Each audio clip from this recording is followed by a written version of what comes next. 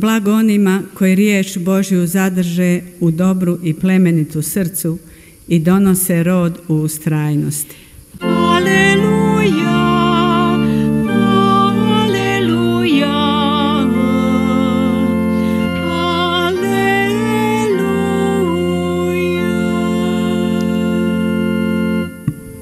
Gospodin s vama. I s duhom tvojim.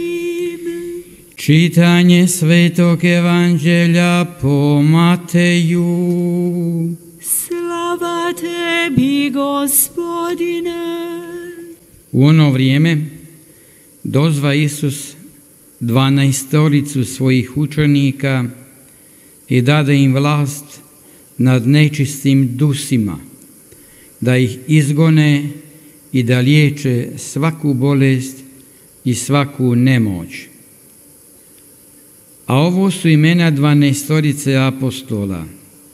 Prvi Šimun, zvani Petar, i Andrija brat njegov, i Jakov sin Zebedejev, i Ivan brat njegov, Filip i Bartolomej, Toma i Matej carinik, Jakov Alfejev i Tadej, Šimun Kanaanac i Juda Iškariotski koji ga izda.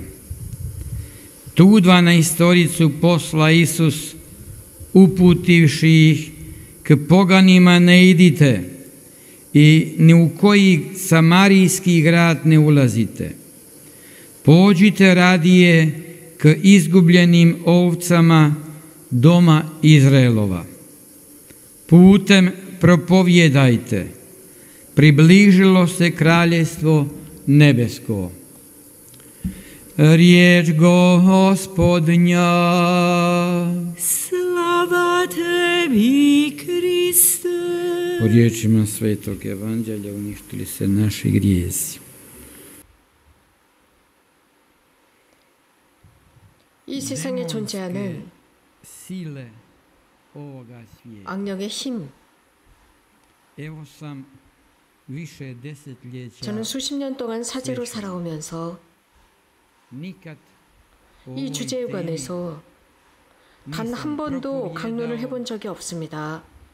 심지어는 그 어떤 강단이나 교단에서도 이 부분에 관해서 가르친 적이 없습니다. 왜냐하면 다루기 어려운 주제이기 때문입니다. 하지만 저는 며칠 전부터 이 부분에 관해서 고민하고 있었습니다. 이 부분, 이 주제에 관해서 언급해야 되지 않을까? 악령들과 악과 세상에 관한 언급을 꼭 해야 되겠다 싶었습니다. 그리고 결심했습니다. 이유는 이러한 모든 사건은 에집트의 요셉과 연결이 되어 있습니다. 이 요셉의 사건, 또 예수님께서 12 제자들을 파견하십니다. 악령을 쫓아내도록 파견하셨습니다. 그들을 쫓아낼 권한을 주셨습니다. 아담과 하와, 악령의 힘이 그들에게 들어갔습니다. 곧 사람에게 들어갔습니다. 시기로, 질투로, 이 두 요소로 인간에게 들어갑니다. 요셉에 대한 질투 때문에 형들은 동생을 팔아먹었습니다. 이집트로 팔아먹었습니다. 야곱, 이스라엘의 선조. 자, 여기에 형제들이, 조심하십시오. 형제들이 자신의 동생 요셉을 죽이기로 결정했다는 사실입니다. 이유가 무엇일까요? 아버지가 요셉을 다른 자식들보다 훨씬 더 사랑했기 때문입니다. 그 막내 아들을 훨씬 더 사랑했기 때문에 그 아이가 미웠습니다. 질투했습니다. 혈육이 혈육을 죽이는 것입니다. 그러나 형들이 그 동생을 노예처럼 팔아버립니다. 그러나 하나님께서 요셉을 도와주십니다. 다시 말씀드리면 오늘 독서 말씀과 복음 말씀은 하나님께서는 그 형제들, 즉 동생을 죽이려고 했었던 그 형제들까지도, 즉 인간을 내부로부터 파괴시키는 그 악의로부터 형제들을 자유롭게 해주신다는 것입니다.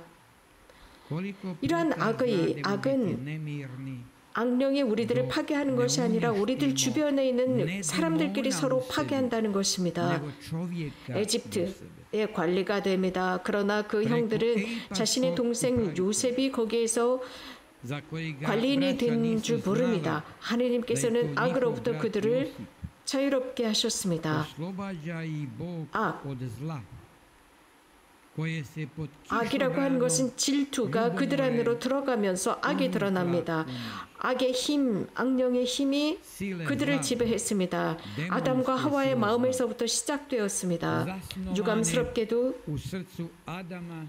그때부터 이 악은 사람들 안에 들어와서 그 활동을 멈추지 않았습니다. 이집트의 요셉과 그 형제들의 모든 활동은 거기에서 멈추지 않았습니다. 지금도 그 악은 지금도 활동하고 있고 이 악령의 힘은 지금도 강합니다. 자, 그렇다면 우리 안에 또 우리 주변 안에 있는 하느님의 섭리를 봅시다. 불행하게도 또 우리가 듣고 있는 것이 있습니다. 다시 말씀드리면 이 세상에 무엇인가 주님의 것이 아닌 것이 존재한다는 사실입니다. 하느님을 따르지 않고 하느님의 섭리와 하느님의 말씀을 따르지 않고 어떤 다른 힘을 따라가는 사람들이 있습니다. 그 힘을 저는 무엇이라고 표현할지는 모르겠지만 좋은 것은 아닙니다. 그것은 그럼에도 불구하고 성부께서는 인간을 버리지 않으십니다. 그 죄를 지었던 아담과 하와를 버리지 않은 것처럼 말입니다. 요셉이 팔려갔지만 그를 버리지 않으셨습니다. 요셉을 통해서 형들을 구했습니다. 예수님, 시대 때 예수님을 통해서 세상을 구원하셨습니다.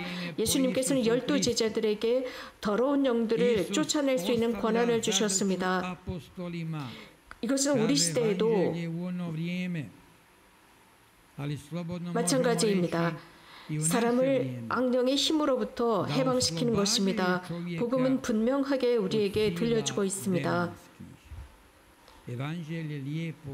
사람은 이 사람들을 위해서 예수님께서는 12명의 제자들을 부르시고 더러운 영들을 쫓아낼 수 있는 권한을 주셨다 라고 하십니다. 다시 말씀드립니다. 그들에게 더러운 영들에 대한 권한을 주셨다.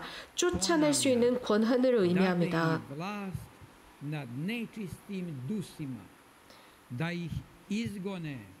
우리도 아니다 라고 하고 싶지만 우리들 주변과 우리 안에 이 악이 있다는 사실입니다.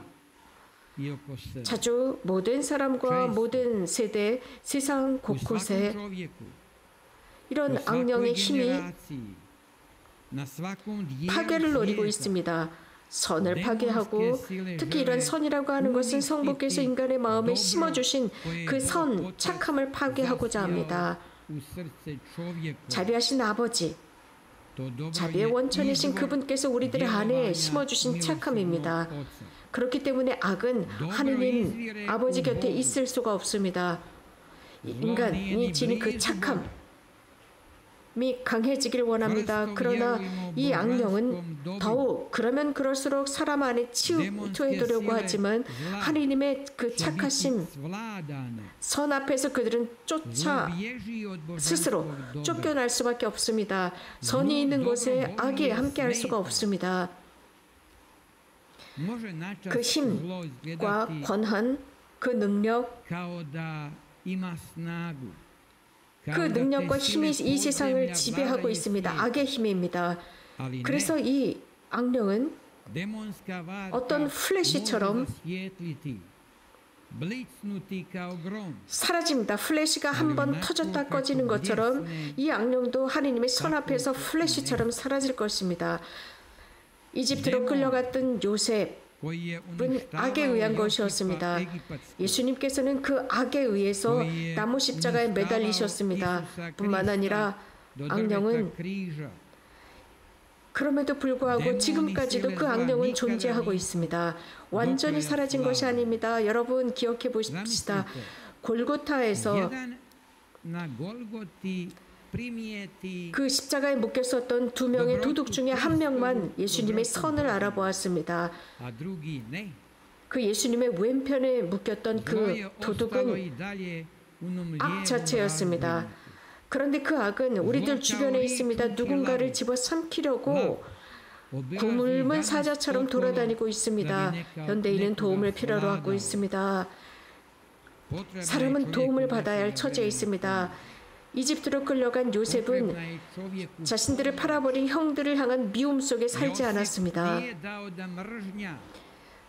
그 시기, 그 미움이 자신의 마음을 지배하지 못하도록 했습니다. 만약 그 미움이 자신을 지배하도록, 그래서 원수를 갚고 안갚음을 해야 되겠다라는 생각이 그를 지배하게 된다면 그는 악에 의해서 지배당합니다. 여러분들 조심하십시오. 이집트로 끌려간 요셉은 나중에야 그 요셉을 알아봅니다. 그러나 그들은 악령에 묶여 있을 때 그 이집트의 관리인이 자신의 동생인 요셉임을 알아보지 못합니다. 그러자 요셉은 그 형들이 바뀌었다, 변화되었다, 착한 사람이 되었다라는 확신이 섰을 때 비로소 자신이 누구인지 신분을 드러냅니다. 그 전에는 드러내지 않았습니다. 변화되었고 새롭게 된 사람을 의미합니다. 악으로부터 새롭게 되었을 때 그들은 비로소 착함이 무엇인지 알아봅니다. 그들이 새롭게 되었을 때야 비로소 왜 우리가 그 동생을 죽이려고 했는지 그들은 인식하게 됩니다. 하느님은 안갚음을 하시지 않습니다. 그러나 우리는 우리 안에서, 우리 내부 안에서 집어삼킴을 당하고 있습니다. 그 악이 있기 때문입니다. 다툼과 불협화음 속에서 악은 그 악령의 힘은 훨씬 더 힘을 키우게 됩니다. 지금 현대에도 많은 사람들이 이렇게 악령에 의해서 집어삼킴을 당하고 있습니다. 이런 악령의 질투와 미움과 증오의 목소리에 귀를 기울이지 말고 예수님의 목소리에 귀를 기울일 때입니다. 오늘 우리는 일독서에서 요셉의 예를 들었습니다. 요셉, 왜 그 착함, 선함으로 악을 물리칠 수 있다는 것을 보여주었습니다. 이집트로 끌려간 요셉을 통해서 하느님께서 관대하게 용서해 주심을 보여주었습니다. 우리도 이렇게 살아갈 때 불안한 우리 마음에 평화와 바른 정의감이 들어올 것입니다. 저녁에 잠들기 전에 이런 모든 것을 버리고 평화로이 잠든다면 그 다음 날도 평화로이 일어날 수 있습니다. 그래서 이집트로 끌려간 요셉처럼 치유받고 제가 형님들의 동생입니다 라고 할 수 있게 됩니다. 용서할 때 가능합니다. 있는 힘을 다해서 용서할 때 이렇게 자신의 신분을 드러낼 수 있게 됩니다. 우리는 지금까지 우리가 인식하지 못한 그것들을 인식하게 됩니다. 그래서 그 악이 우리들의 목까지 차올랐다 할지라도 우리가 주님 속에 살 때 이것을 알아보게 됩니다. 지금은 굉장히 덥습니다. 굉장히 더워서 모든 것을 다 녹여버릴 것 같습니다. 그러나 이렇게 우리들이 주님 앞에 있을 때 우리들의 모든 것이 녹아납니다. 가장 중요한 것은 우리는 주님의 메신저가 되어야 합니다. 뿐만 아니라 예수 그리스도께서 십자가에 매달리셨을 때 용서하신 것처럼 우리도 예수님의 모범을 따라서 또 이집트로 끌려간 요셉의 모범을 따라서 용서하게 될 것입니다. 형제들에 의해서 팔려졌을지라도 용서하게 됩니다. 정말 멋진 일이지 않습니까? 자기를 팔아버린 형들을 포옹하는 요셉, 그리고 이 요셉은 형들을 끌어안고 슬프게 옵니다. 자, 형제자매 여러분, 좋으시고 관대하신 아버지께 우리들의 모든 기도를 봉헌합시다.